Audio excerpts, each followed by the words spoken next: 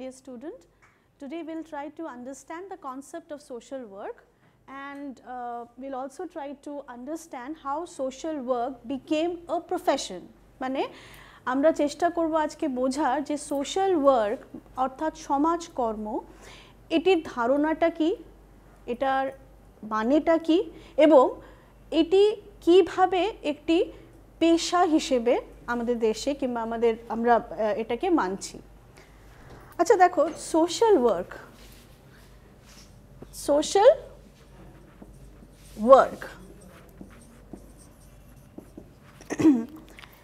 এটা দেখতেই পাচ্ছি যে এখানে দুটো শব্দ আছে, সোশ্যাল এবং ওয়ার্ক। এবার দেখো, যেই সোশ্যাল বলছি তখনই কিন্তু তার সাথে কিন্তু সরাসরি লিঙ্ক হয়ে যাচ্ছে একটা সোসাইটি, মানে অর্থাৎ এমন একটি সোশ্যাল ওয়ার্ক এমন একটি কাজ যেটা আমরা সমাজের মধ্যে করছি এবং সমাজে যারা বসবাস করছেন তাদের নিয়ে আমরা কাজটি করছি। অর্থাৎ social work is a subject which is basically we are dealing with the people who are living within the society.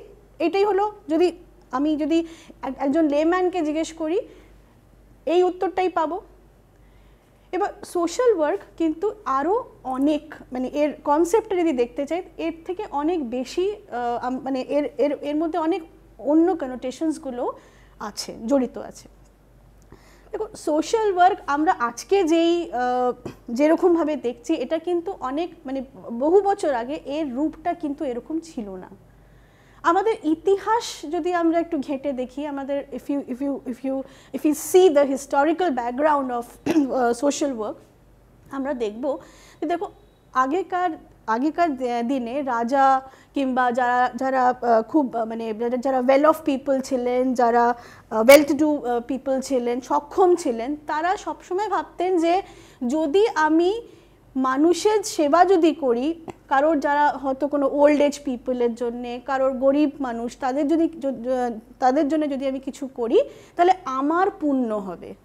মানে মানুষের জন্য কিছু করা যাতে করে কিনা আমার পুণ্য হবে, এই অর্থে কিন্তু সোশ্যাল ওয়ার্ক যেটা আজকে বলছি সেটা কিন্তু এই অর্থে চ্যারিটি হিসেবে কিন্তু তখন লোকেরা করতো। মানে তখনও কিন্তু এই ব্যাপারটা ছিল যে মানুষের জন্য কিছু করা এবং মানুষের জন্য কিছু সেবা করা, কিন্তু আসল উদ্দেশ্যটা ছিল কিন্তু যে মানুষের জন্য যদি কিছু করব তাতে কিন্তু আমার ভালো হবে। তার ভালো কতটা হচ্ছে সেটার থেকে বেশি ইম্পর্টেন্ট ছিল কি আমার কতটা ভালো হবে। তখনই কিন্তু সোশ্যাল ওয়ার্কটা তখন ওই সোশ্যাল ওয়ার্ক যেটা আজকের কনসেপ্টটা আমরা দেখছি, কিন্তু তখনকার কনসেপ্টটা ছিল আমার স্বার্থটা আছে বলেই আমি কিন্তু মানুষের জন্য কাজ করছি। ঠিক আছে, তো দেখো কিন্তু আস্তে আস্তে যদি তখনকার যে মানে যুগেও যদি দেখি, তখন কিন্তু যেহেতু এত বেশি কম্পিটিশন ছিল না, এত বেশি মানুষের সাথে মানুষের রেষারেষি ছিল না, তখন কিন্তু একটা মানে যাকে বলে ব্রাদারহুড, একে অপরকার জন্য কিন্তু মানে আমি চিন্তা করব, আমি তার জন্যে ভাববো, এই ব্যাপারটা কিন্তু ছিল।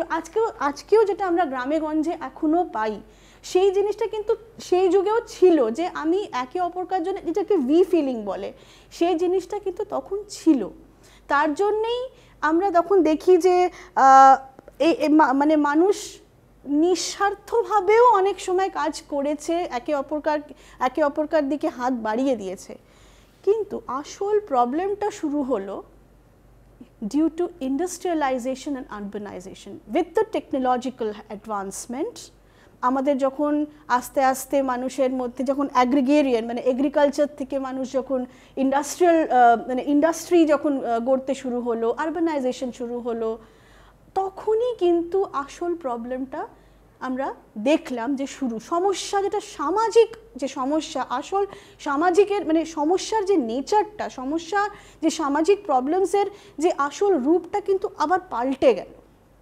তখন হয়তো মানে আগেকার যুগে হয়তো প্রবলেমসগুলো ছিল বার্ধক্যের প্রবলেম, দারিদ্রতার প্রবলেম, কিংবা কোনো ডিসেবিলিটি হয়েছে সেই ডিসেবলড পিপলদের problem. But the problem really started after the after urbanization and industrialization. Then problems like, you see, migration, it cropped up.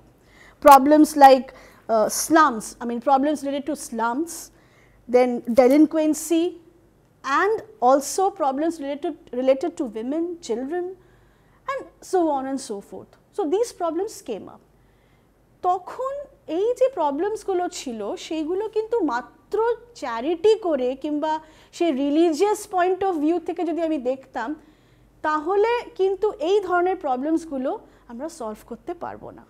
How can we solve a problem say related to marriage? How can we solve a problem related to delinquency? শুধু মানে religious মানে Outlook থেকে এই প্রবলেমসগুলোকে আমরা কিভাবে solve করব? তাই জন্যে আমাদের তখন কিন্তু জিনিসটাকে আরও বেশি আমাদের চিন্তা করতে হলো যে এই প্রবলেমসগুলোকে সলভ করতে গেলে আমাদের আরও বেশি টেকনিক্যাল, আরও বেশি সায়েন্টিফিক হতে হবে। Otherwise we cannot solve this problem and we cannot let this society free from any social problems. দেখো সোশ্যাল প্রবলেমস কখন আসে? যখন কিনা কোনো মানুষ মানে যখন কিনা কেউ যখন দেখছে যে একটা সমাজের মধ্যে কোনো নর্মস আর কোনো রেগুলেশনটা যখন ঠিক মতন অর্গানাইজডভাবে হচ্ছে না, তখনই প্রবলেমস, তখনই সমস্যা। আর এই সমস্যাগুলোকে সমাধান করার জন্য কিন্তু আমাদের অন্য ধ্যান ধারণা, তার মধ্যে অন্য কিছু ভাবনা চিন্তা ইনপুটস দরকার লাগলো। And it was only then that this profession of social work emerged. তাহলে আমরা দেখতে পাচ্ছি that social work was first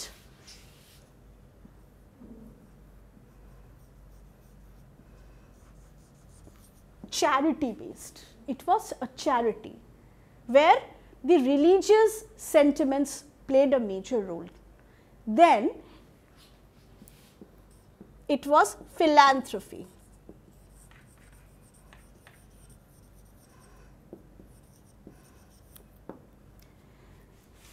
এটা যদি আমরা দেখি যেটা দয়ার জন্য আমরা কিছু করছি, এটা কিন্তু কিছুটা চেষ্টা করা হচ্ছে যে লোকহিতই মানে লোকের যাতে হিত হয় তার জন্যও যেন কিছু করা হয়, কিন্তু এখনো আসল প্রবলেমটা কি এবং প্রবলেমটার সমস্যাটার সমাধান কি করে হবে তার কিন্তু চিন্তা করছে না মানুষ। তখন কিন্তু শুধু মানুষটার কিভাবে হিত হয় ও তার কি করে আমরা প্রবলেমসটা সলভ করতে পারি, সেটা কিন্তু আলটিমেটলি যে ওভারঅল প্রবলেমটা কিভাবে সলভ করা যেতে পারে সেটা এখনও কিন্তু সে নিয়ে চিন্তাভাবনা শুরু হয়নি। এরপরে এলো যখন মনে হলো যে না, something more has to be done, তখন আরও সায়েন্টিফিক নলেজ, আরও সায়েন্টিফিক ইনপুটস দরকার, তখন এলো আমাদের social work. Then social work, it emerged as a profession. So, transitionটা দেখো, আগে charity, philanthropy and then social work. তো এই যে জার্নিটা আমাদের মনে রাখতে হবে, দ্যাট এটাকে এখান থেকেই মনে রাখতে হবে যে সোশ্যাল ওয়ার্ক শুধুমাত্র সমাজের জন্য কিছু করা নয়। অনেকেই বলে হোয়াট ইজ সোশ্যাল ওয়ার্ক, সমাজের জন্য কিছু করা না।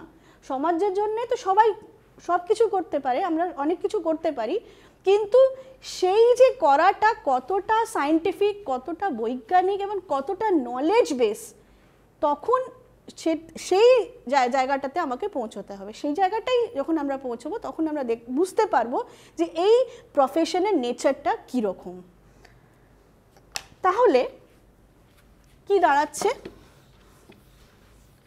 যে আমাদের সোশ্যাল ওয়ার্ক প্রফেশনটা যদি আমি খুব গভীরভাবে এবারে যদি আমি ওর ডেফিনেশনে চলে আসি, এটা হলো social work is a profession which deals with an individual, group or community to make the group, the individual, group and community self-sufficient, capable and empower them to cope up with the situation in which they are and take their own decision and be capable of solving their own problem. Mane this is a profession to help an individual to help themselves. Mane mudda kotata ki holo, social work is a profession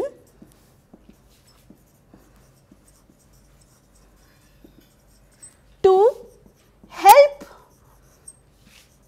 an individual, group or a community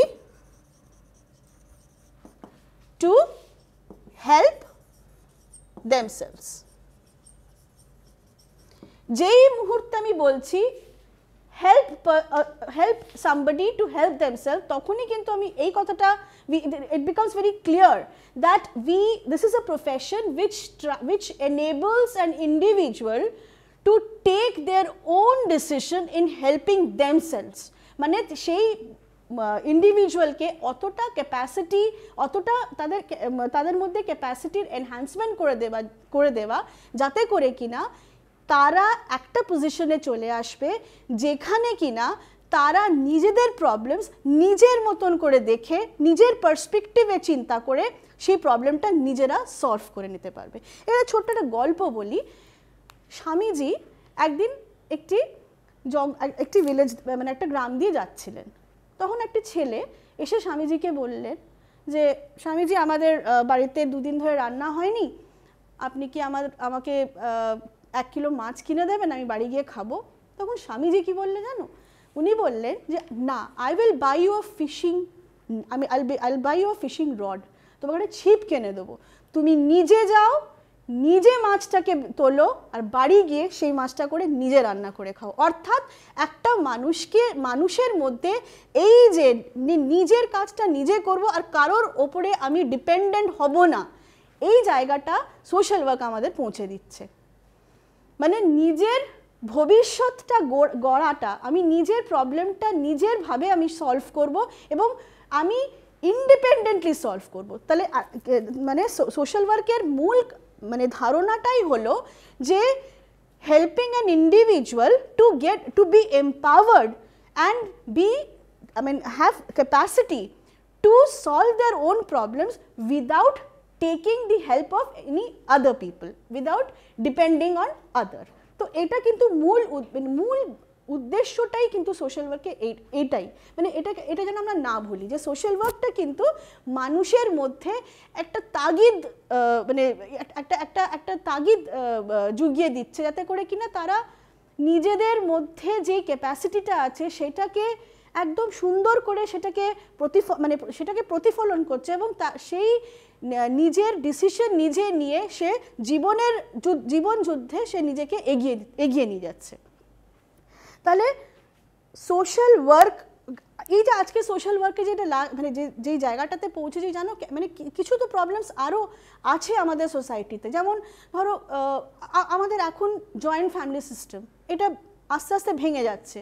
তো এই যে joint family সিস্টেমে ভাঙার জন্য এই যে কিছু ধরো যে ওল্ড এজেড পিপল, তাদের দায়িত্ব আর লোকেরা নিচ্ছে না, তাদের ঠাঁই হচ্ছে ওল্ড এজ হোম। বাচ্চা মা বাবার স্নেহ ভালোবাসার থেকে বঞ্চিত থাকছে, কেন কি বাবা মা দুজনেই ওয়ার্কিং, তাকে একজন সাবস্টিটিউট মাদারের কাছে রেখে দিচ্ছে। তো ওদের এখন এই যে ভ্যালিউজ, এই সুন্দর ভ্যালিউজগুলো এই বাচ্চাদেরকে কে শেখাবে? তারা তো ডেলিনকুয়েন্ট হয়ে যাবে, তারা তো মা বাবার ভালোবাসা আদর থেকে বঞ্চিত থাকার জন্য, ডিপ্রাইভ থাকার জন্য তারা এমন কিছু কাজ করে বসে যার জন্য আলটিমেটলি মা বাবাদেরকে তাদেরকে চাইল্ড গাইডেন্স ক্লিনিকে নিয়ে যেতে হচ্ছে। So why should these situation arise? তো সোশ্যাল ওয়ার্ক কিন্তু এখান থেকে বোঝা যাচ্ছে কি সোশ্যাল ওয়ার্কের আরেকটা ইম্পর্টেন্ট কাজ হচ্ছে, that is preventive. Social work আমাদেরকে আগের থেকে সচেতন করে দিচ্ছে যে কিছু প্রবলেমস আগের থেকে যেটা মানে হতে পারে তার আগের পূর্বাভাসও আমরা কিন্তু সোশ্যাল ওয়ার্ক প্রফেশনটার থেকে আমরা পেতে পারি। So social work has also a preventive nature, it has a curative nature and it has a remedial nature. তো এখান থেকে কয়েকটা আমরা সোশ্যাল ওয়ার্কে তাহলে কয়েকটা কি গুণ পাচ্ছি একটু যদি চট করে আমরা দেখে নিই। অবভিয়াসলি যেটা পাচ্ছি, যেটা আমরা ফার্স্ট বলছি, that social work is a profession. Social ওয়ার্কের ক্যারেক্টারিস্টিক্স বলতে গেলে আমরা ফার্স্ট বলবো it is a profession, it has its own code of ethics,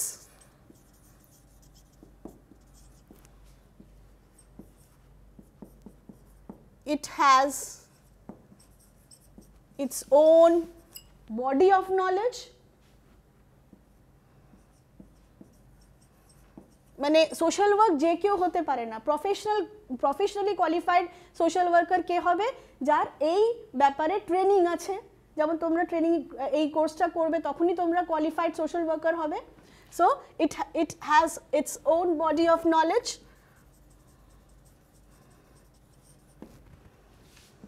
Fourth,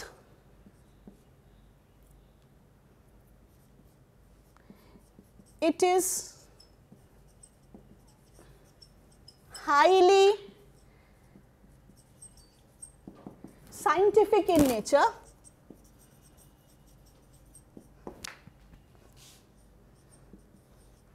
It is an empowering profession.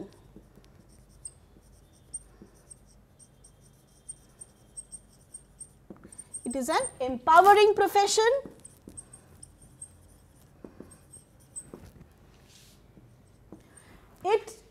It enhances the capacity of an individual.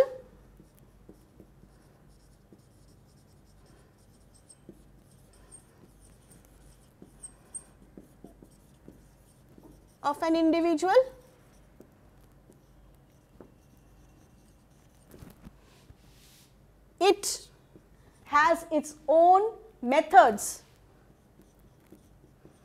It has its own methods, that is, এখানে যদি আমি methods গুলো একটুখানি তাড়াতাড়ি যদি শর্টে বলে দিই, প্রাইমারি অ্যান্ড সেকেন্ডারি মেথডস।